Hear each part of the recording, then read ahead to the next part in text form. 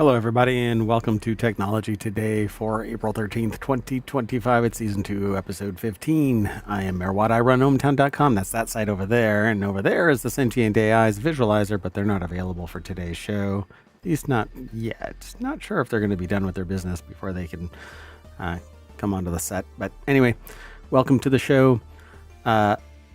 ohmTown is a news aggregation site, so there are thousands of articles that get aggregated. Just a little snippet each day. We'll walk you through how this works, or I'll walk you through how this works.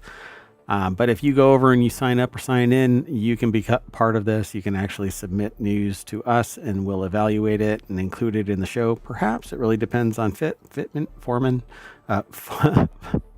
and fitment. And we do this weekly. Technology Today is a weekly show, but you can actually go over to ohmtown.com anytime. You can actually get articles from Ohmatron over on Twitch chat, and our articles are embedded in the show notes for our 3 shows on Saturday and 3 shows on Sunday, and the Monday through Friday show of Non Sequitur News. So there's always something that's being talked about here in ohmTown. If you want today's articles, you can hit !TT in the chat over on Twitch, and Ohmatron will spit them out in the article in the order that we're going to be talking about these articles. That said, we're going to be talking about organic chains on Mars, a universal weak spot, liquid air energy storage, greener ways to produce iron, and a fluid battery. Not sure if that's the same thing as the third article, but this is how it gets submitted, and then I parse the little snippet, the headline typically, and I find it fascinating, sometimes enough where I just include it. At any rate, everything is powered by ohmtown.com, so go over and become a citizen, and then come back and hang out with us every day. Sign up so that you're informed when we go live, and then you can come and hang out, and we can talk shop about this and many other things, and be prepared for the summer of stream, where I'm going to be converting into, instead of doing it an hour a day, I'm going to be dedicating upwards of 8 hours a day, just talking about the news that filters through ohmtown.com, and hopefully working with other streamers to kind of get together and talk about what's going on in the world of science, technology, and society. So thanks for sticking around, and here's our intro, which might change this year.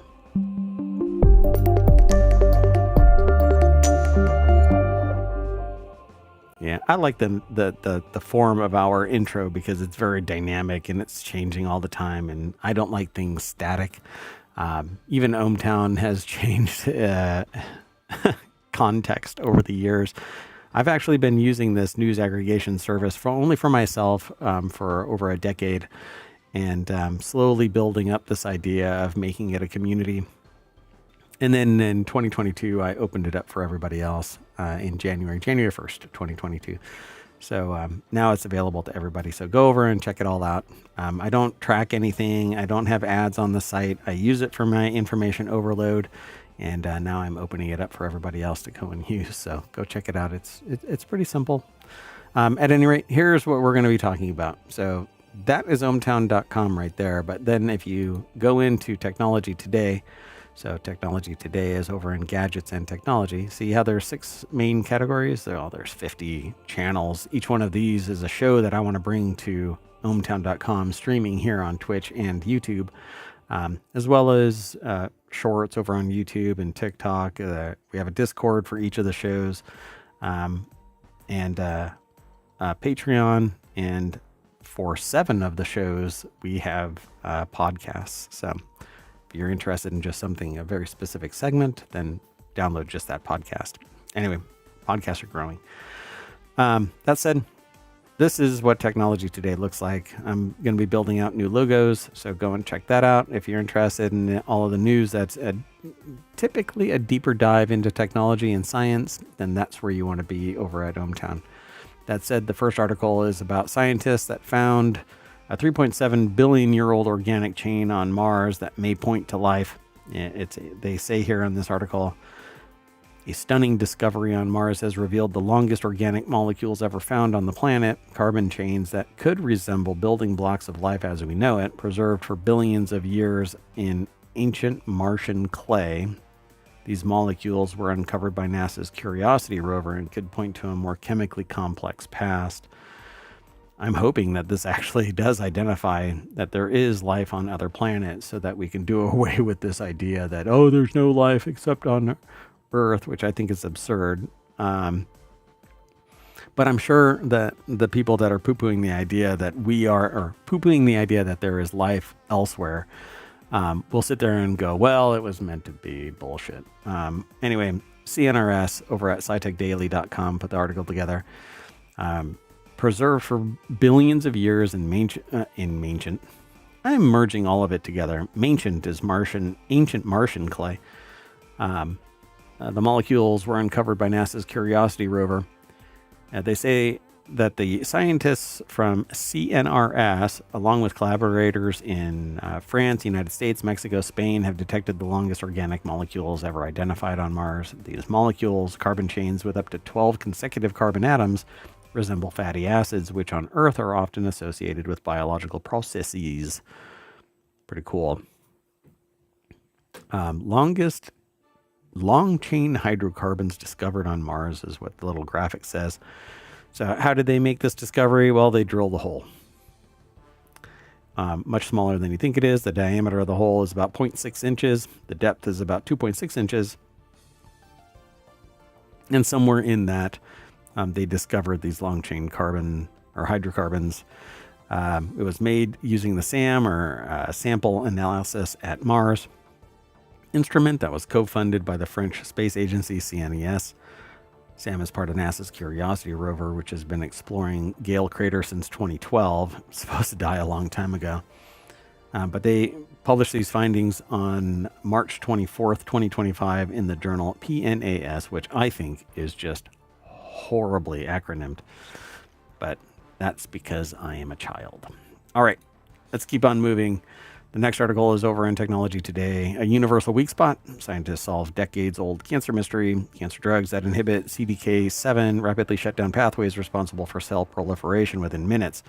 For organs to develop, grow, and regenerate, cells must divide and multiply, a process known as proliferation. However, when the process becomes dysregulated, it can lead to uncontrolled cell growth and the development of cancer. That, coupled with the lack of apoptosis so that it doesn't die, means that it just keeps on proliferating unabated, short of starving it. And that doesn't happen because it literally takes resources from everywhere else. University of Colorado at Boulder put this article together, and I am not a cancer researcher. But I have done research into this because everybody is touched by this in some way. Everybody. You may not even know it, but you are probably, if you're hearing my voice, you are probably in your family line, in your social system, social structure, you are directly impacted by cancer. And I would find it hard to believe that there is anybody on the planet that is devoid of being impacted. And the only way that you could be is if you're a sociopath, because you don't believe that, well, you're not impacted by somebody else's concerns. Well, anyway, the new researcher from CU Boulder, published in Science Advances, provides groundbreaking insight into the role of a mysterious enzyme called CDK7 in regulating this process, this proliferation process. The study reveals that experimental cancer drugs targeting CDK7 can rapidly, within minutes, disrupt gene expression pathways that fuel cell proliferation across a wide range of tissues. The problem here is it needs to be focused, so they need to find the cancer. They need to find a way that this dysregulation can actually take place and stop proliferation. So this work addresses a longstanding mystery surrounding an enzyme critical for regulating the cell cycle and cell proliferation. Not only does it help us understand, and by this, us, meaning the professors at the Department of Biochemistry, and Dylan Tajas is the professor here that's making this comment. Not only does it help us understand a fundamental biological process important to development, it also has broad therapeutic applications. So this enigma that they're talking about is that it's a role as a master regulator of cell proliferation. CDK does this in two ways. It switches on other enzymes known as kinases, including CDK1, 2, 4, and 6, which kickstart cells to divide and multiply. It also regulates gene expression in ways that until now have remained unclear. And the new study found that it controls the function of proteins called transcription factors, which influence when and how genes are expressed. So in recent years, several companies have developed CDK7 inhibitors that in clinical trials have worked to slow tumor growth, but it's not entirely how clear they do this, and the drugs have serious side effects. And in clinical trials, they've fallen short of killing tumors entirely. And that's because it's acting a lot like a shotgun instead of a scalpel, and needs to be more focused on the cancer cells, and they need to know more about it. So this requires fundamental research, and that takes place when there's large amounts of money that are spent. And it's usually a social exercise where large amounts of money are granted to fundamental research institutions. I don't know what the U.S. is going to be doing, but they say the researchers applied a CDK7 inhibitor provided by Syros Pharmaceuticals and already used in clinical trials to cancerous human tissue cells, and then they used sophisticated computational techniques to watch, essentially in real time, what happened next. They found within 30 minutes a core set of transcription factors that turn on genes that prompt cells to proliferate was uniformly shut down. In other experiments, the same set of transcription factors was found to be consistently on in all proliferating cell lines tested. So this included 79 cell lines, mostly from human cancers, representing 27 different tissue types. But the real problem here is, while they may shut down this proliferation, is it entirely focused on inhibiting proliferation of cancer cells? If not, then it's shutting down regrowth of needed biological functions, tissue regrowing, cells replacing cells that die from apoptosis. So a cell dies, it has a cell regulator, and a clock basically says, okay, your time is done. This does not take place with cancers. So meanwhile, CDK's other role, to kickstart enzymes that nudge cells to divide and multiply, is also blocked by the inhibitor that they tested, but this occurs more slowly and is not dependent on the core set of transcription factors. So taken together, these findings suggest that it may be possible to develop new therapies that disable some of the enzyme's disease-causing functions rapidly, while leaving its beneficial roles intact.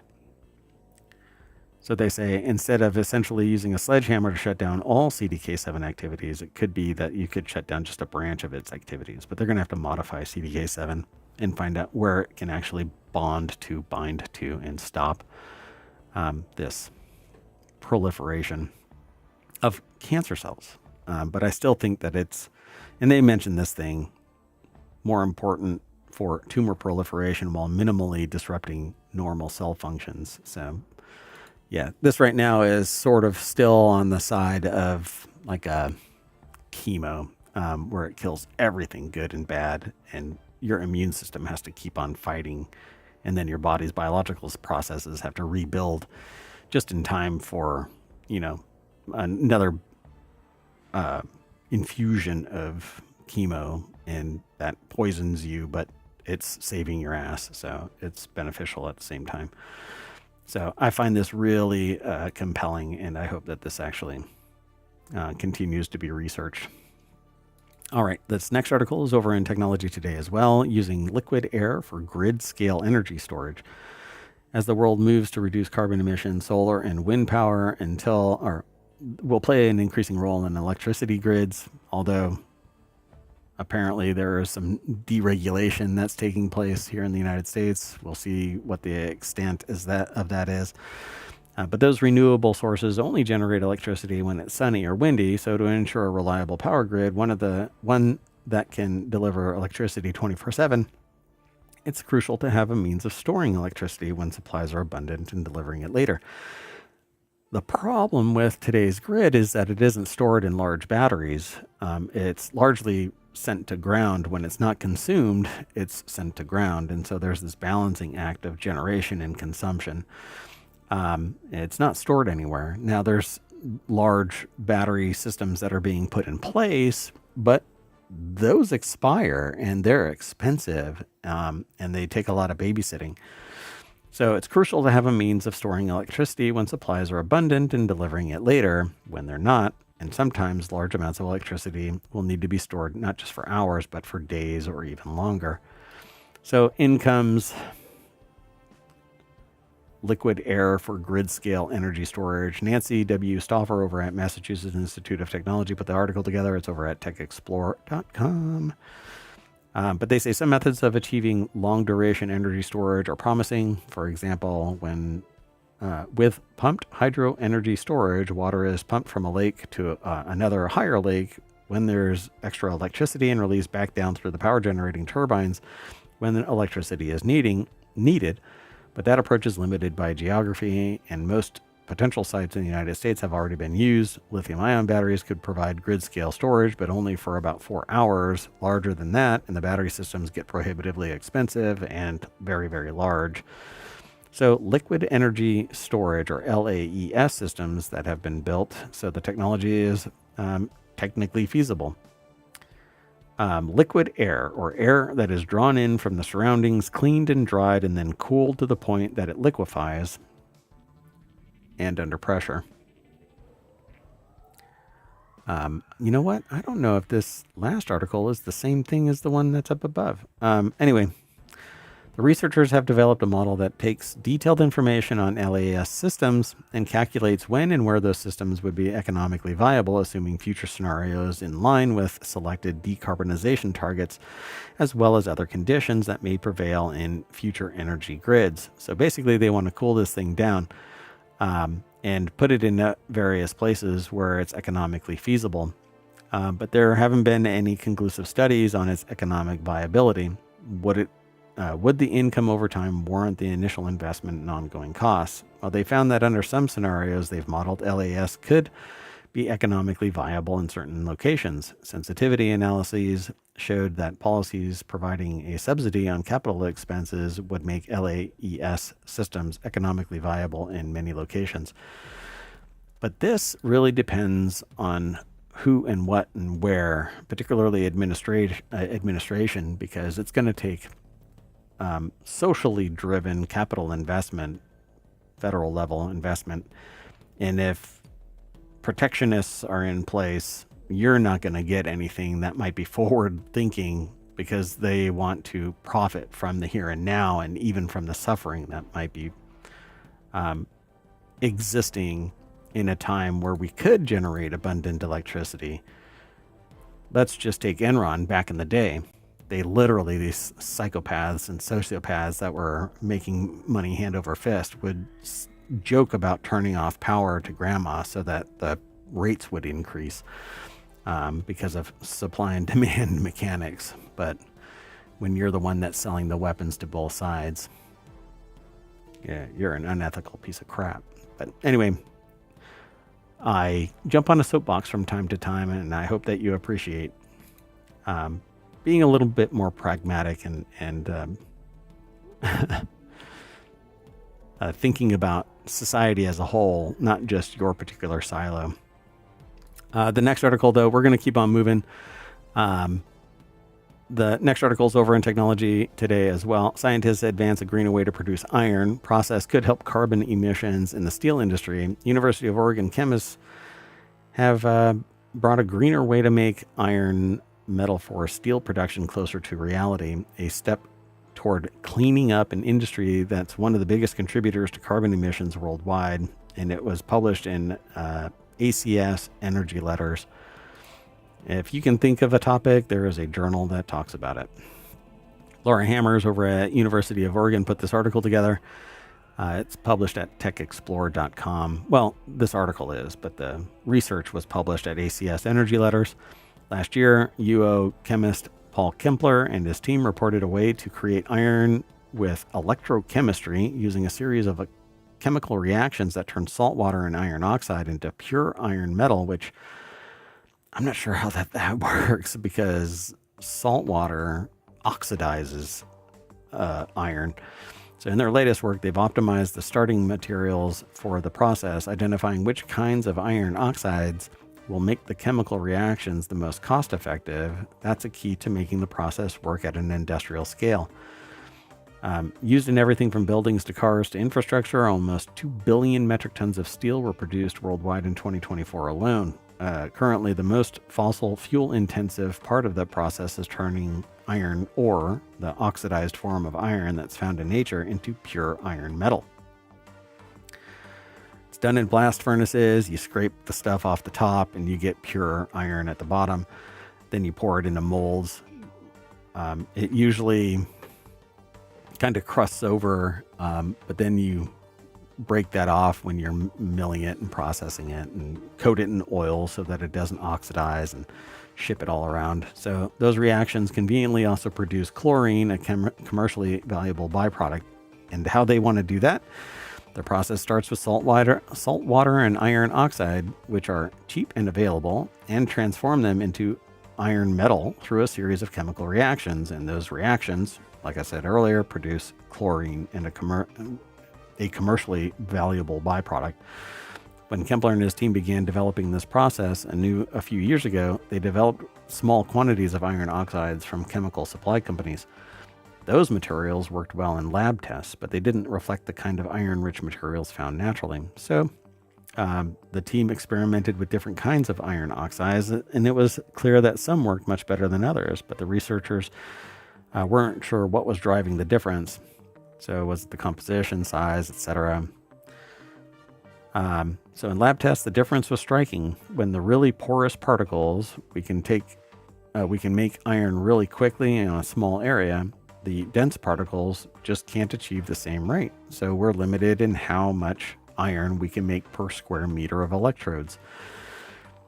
They basically put some of the nanoparticles through a heat treatment that made them much denser and less porous. It solidifies into the same secondary nanoparticle shape, but there are more primary particles observed inside. It's essentially the same material, it's just different stages.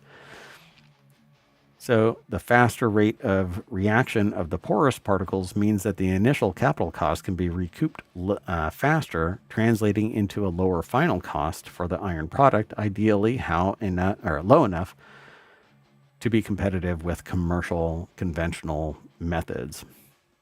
So they basically want to do this electrochemical process and see if they can scale it up. And the goal is to find something that's abundant, cheap, and that's going to keep smaller environmental impact than the alternative. They say they won't be satisfied if they have to invent something that's more damaging than the main way to make iron today. So they're going to be working in various other research fields to see if they can grow this thing. But at least in the lab, they've been able to develop pure iron from iron oxides and salt water. All right, let's keep going. This last article for today looks like it is related to this fluid battery, or I should say a battery, liquid air grid scale energy storage, but it isn't the same thing apparently.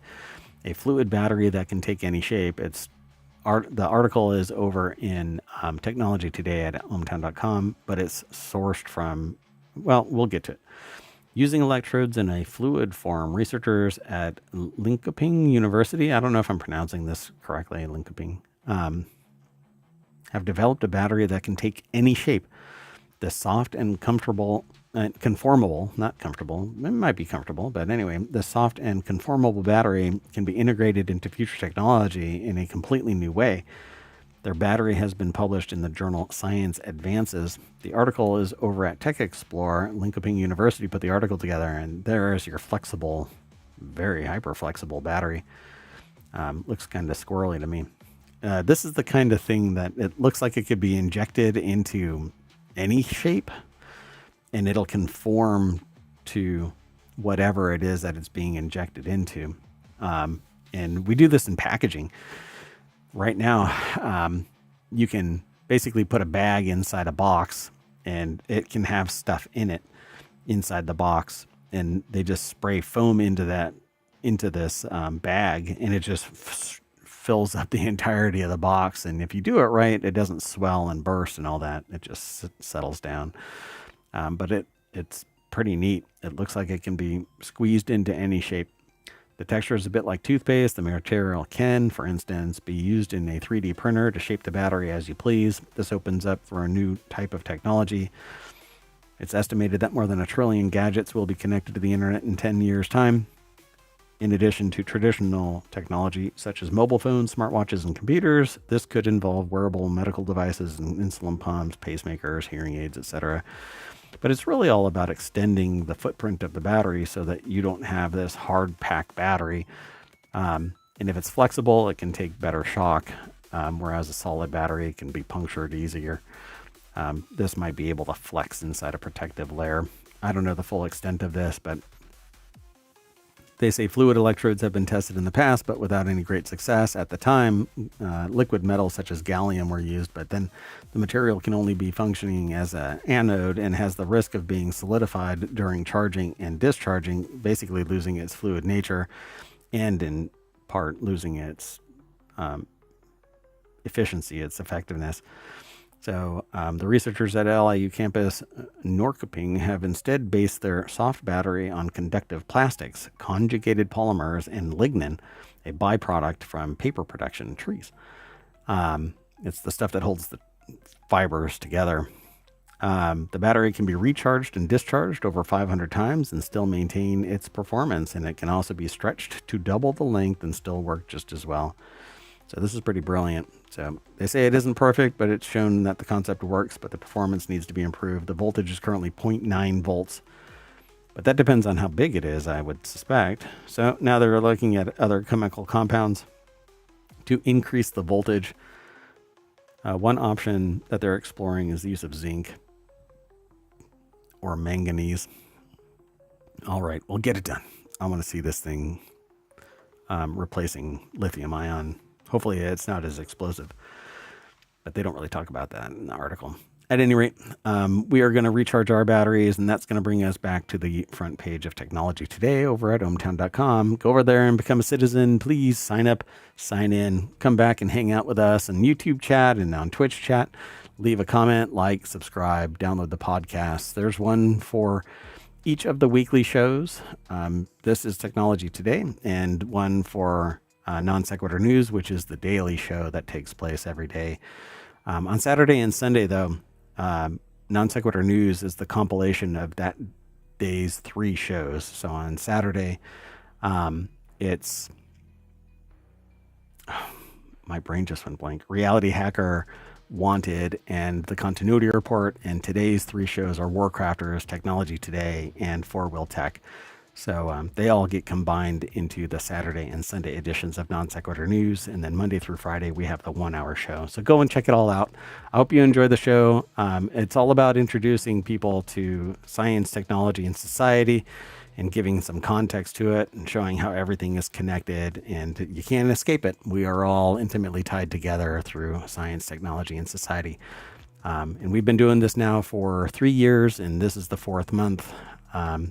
So go over and check out ohmtown.com and be sure to come and hang out with us on Twitch and YouTube, or both at the same time. That would be great. Be sure to like and subscribe. That's even more important than everything else, other than you giving us your time, which is immensely appreciated. So be sure to tell a friend and then come back. I'm going to reset real quick, and then we're going to do the final show for today. We're going to end the stream, and then it's going to come back online, and we're going to be talking about automotive technology in FourWheelTech. So see you soon. Bye.